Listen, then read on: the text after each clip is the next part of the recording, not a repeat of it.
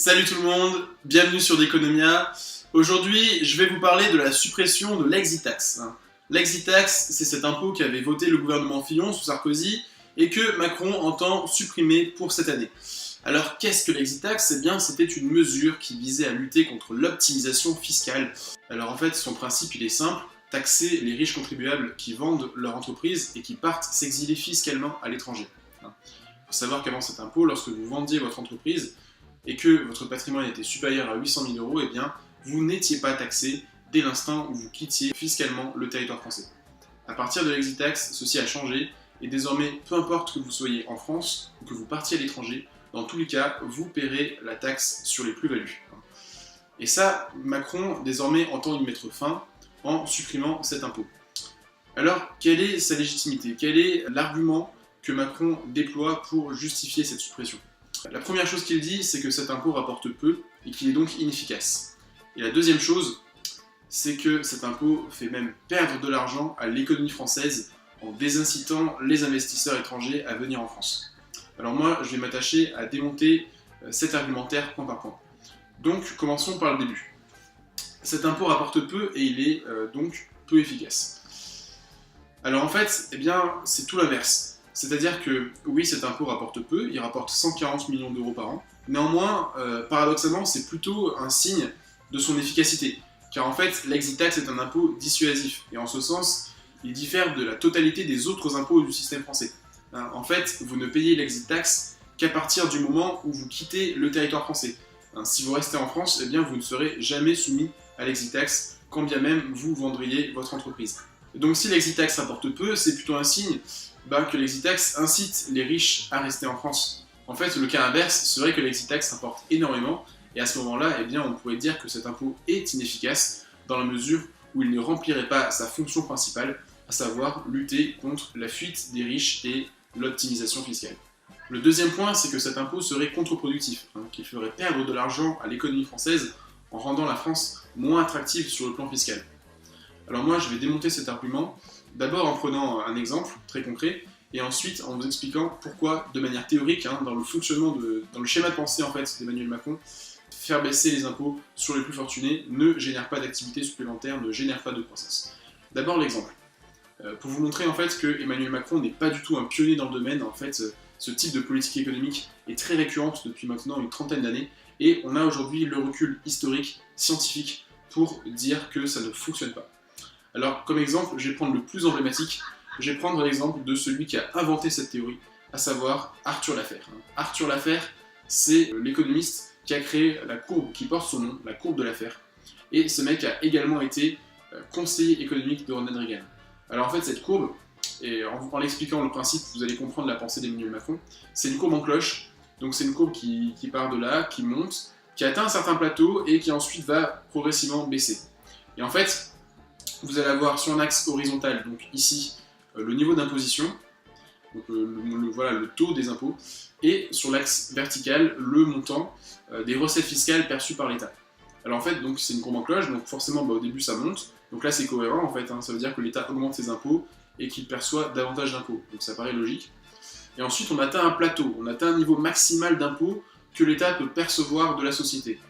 Et à partir du moment où on a franchi ce seuil, eh bien, à chaque fois que l'État va augmenter les impôts, eh bien, il va recevoir moins de recettes fiscales. Il va perdre littéralement de l'argent sur son budget. Alors, comment ça se fait? Comment on l'explique? Eh bien, en fait, c'est simplement la formulation théorique d'une idée assez intuitive, qui est que, à partir d'un certain moment, lorsque les citoyens sont trop prélevés, lorsque les agents économiques payent trop d'impôts, ils sont désincités à travailler, ils sont désincités à créer de la valeur, et donc, eh bien, ils vont soit ne plus travailler, soit ne plus déclarer une partie de leurs revenus. Donc ça peut être des entrepreneurs qui ne déclarent pas la totalité de leur activité, ça peut être des riches ou des grandes entreprises qui choisissent de quitter le territoire français parce qu'ils sont trop taxés. Voilà, ça va être en fait une somme de tous ces phénomènes qui va expliquer qu'à partir d'un certain seuil, le montant qu'on perçoit en tant qu'impôt, quand on est un État, diminue malgré l'augmentation des impôts. En fait. Quand on regarde la politique d'Emmanuel Macron, on comprend que, de son point de vue, dans l'idée d'Emmanuel Macron, la France, aujourd'hui, elle se situe sur la partie descendante de la courbe. Je vous ai dit, c'est une courbe en cloche, et dans la tête de Macron, la France, elle est là. La France, elle est sur le point où, à chaque fois qu'elle augmente ses impôts, eh bien l'État il perd de l'argent parce que tout simplement les agents économiques sont trop taxés. Il y a trop d'impôts. Trop d'impôts tue l'impôt. Et donc Macron s'attache depuis le début de son quinquennat à baisser la fiscalité sur les plus hauts revenus. Pourquoi les plus hauts revenus? Parce que ce sont les plus mobiles. C'est eux qui sont susceptibles de partir ou de venir en France. Forcément, si on taxe la classe moyenne, il y a très peu de chances que les gens de la classe moyenne décident de quitter le territoire français parce qu'ils ont beaucoup moins de moyens financiers, humains, techniques pour changer de pays. Alors qu'une personne qui est fortunée, c'est beaucoup plus simple pour elle. Et donc forcément, c'est ce type de personne en fait, qui va bénéficier de baisses d'impôts. Donc Macron a déjà supprimé l'ISF.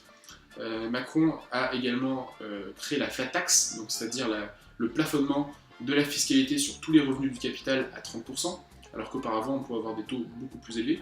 Et maintenant la suppression de l'exit tax, qui n'est en fait que le prolongement des autres mesures. Voilà.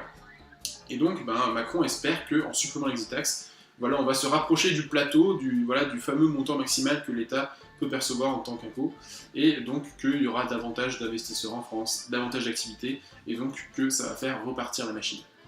Alors moi, je m'inscris complètement en désaccord avec cette idée, dans la mesure où ça a déjà été fait, et ça a été un échec.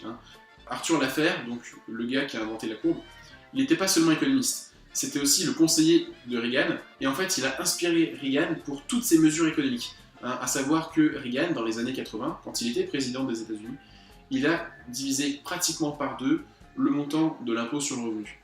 À l'époque, quand il arrive au pouvoir, le taux marginal de l'impôt sur le revenu, la tranche la plus élevée dans les niveaux des impôts, c'était 70%. Enfin, le taux était de 70%. Et Reagan, à travers deux réformes, une en 1980 et une en 1986, il a fait passer ce niveau de 70 à 38,5%. Donc il a pratiquement divisé par deux l'impôt sur le revenu. Et pour quelles conséquences? Eh bien aujourd'hui on peut le dire, on a le recul pour le dire, ça n'a pas eu d'effet sur l'investissement dans le secteur privé aux États-Unis. Il n'y a pas eu de lien, de causalité entre la baisse des impôts sur les plus fortunés et l'investissement dans le circuit économique.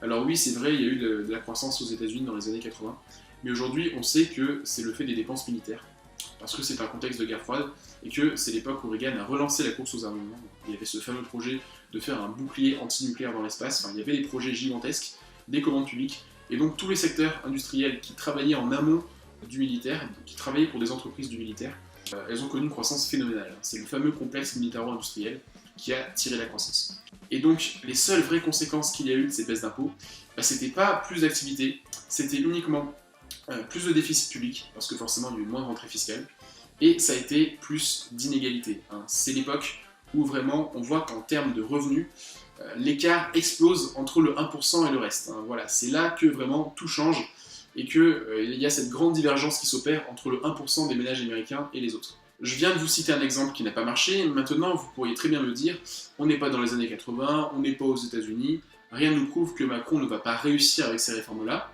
Très bien. Dans ce cas, je vais vous sortir l'argument théorique qui permet d'invalider complètement le schéma de pensée d'Emmanuel Macron. Cet argument, il est tout simple, mais pourtant il est évident et il invalide complètement ce paradigme. C'est que quand on fait une baisse d'impôts sur des ménages fortunés, eh bien, ils n'ont aucune obligation, aucun devoir, aucune mission, aucune responsabilité à investir dans les entreprises françaises. Par définition, on est libre d'utiliser notre revenu comme on l'entend, et en fait, investir dans les entreprises françaises n'est qu'une possibilité parmi une multitude d'autres à la disposition des plus fortunés. Voilà, ils peuvent investir sur les marchés financiers, donc faire de la spéculation, ils peuvent investir dans l'immobilier, ils peuvent investir mais à l'étranger, donc dans des entreprises étrangères situées en dehors du territoire français. Ils peuvent investir dans ce qu'on appelle la consommation de luxe, à savoir les voitures de sport, les œuvres d'art, les bateaux, les montres de luxe. Voilà, il y a toute une gamme d'options possibles. Et investir dans les entreprises françaises n'est qu'une parmi tant d'autres. Et c'est pour ça que quand on fait des baisses d'impôts, ça ne produit pas d'effet économique en termes d'investissement. Il n'y a pas justement cette épargne qui va se greffer sur le circuit économique, parce que en fait, on a tout l'inverse, on a des fuites de capitaux qui partent un peu partout, et pas nécessairement là où on l'attend. Autant investir directement nous-mêmes via l'État, parce qu'au moins on contrôle l'argent, on a une capacité de contrôle de la dépense publique, on sait où on va investir, on choisit où est-ce qu'on affecte la dépense. Alors je sais, il y en a qui vont dire que l'État n'est pas efficace, que la dépense publique en France n'est pas efficace. Très bien, mais dans tous les cas, on a au moins des organismes de contrôle, tels que la Cour des comptes, on est quand même capable, a priori, de savoir où va l'argent. Et c'est pas quelque chose qui est anachronique. Faire des plans d'investissement par l'État, ça date pas que des années 60. Très récemment, encore en 2010-2011, il y a Sarkozy qui a fait un plan d'investissement de 35 milliards dans les secteurs d'avenir, et ça fonctionnait très bien. L'argent partait directement sur les secteurs industriels, et ça a eu un effet réel. On savait combien on mettait dans tel ou tel secteur. Alors quand on fait une baisse d'impôts, on n'a absolument aucune certitude que les agents économiques qui bénéficient de ces baisses d'impôts vont nous rendre l'appareil et investir dans l'économie. C'est juste pas efficace. La dernière chose que je voudrais dire, et qui est en fait un complément, un prolongement, c'est qu'il faut arrêter avec l'attractivité fiscale. En France, on a tendance à toujours dire qu'il y a trop d'impôts, et c'est vrai qu'en France, il y a plus d'impôts que dans d'autres pays. Maintenant, faut bien se dire que de la même manière que certains pays produiront toujours moins cher que nous, il y aura toujours des Chinois pour produire moins cher que les Français, de la même manière, il y aura toujours des pays qui proposeront des impôts plus faibles que la France. Il y aura toujours des paradis fiscaux tels que le Luxembourg, le Panama, les îles Vierges britanniques, qui proposeront des taux d'imposition plus faibles que nous. Donc on pourrait diviser nos impôts par 2, par 3, par 4, ça ne suffira pas à faire revenir une partie des plus fortunés et une partie des grandes entreprises. Alors là vous me direz, ouais mais tu cites des petites îles, des paradis fiscaux. En attendant, il y a des grands pays, des économies qui ont notre taille à peu près, tels que le Royaume-Uni, l'Allemagne, où il y a moins de taxes sur le capital. C'est vrai, en Allemagne et au Royaume-Uni, il y a à peu près 2 fois moins d'impôts sur les grandes entreprises. Par exemple, l'IS en Allemagne c'est 15%, en Angleterre pareil, il y a beaucoup moins d'impôts.